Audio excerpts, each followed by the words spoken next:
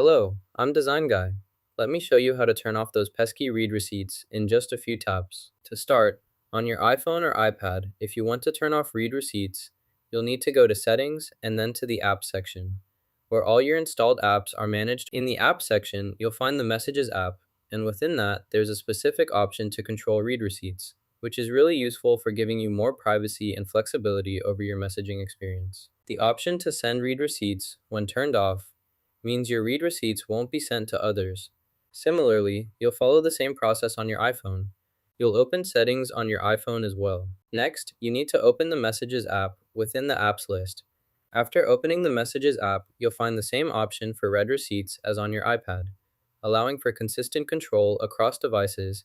The option is labeled Send Read Receipts. We'll turn it off from here, ensuring both iPhone and iPad's read receipts are disabled for privacy. Now you can control read receipts. Check the description for a discount. Like and subscribe!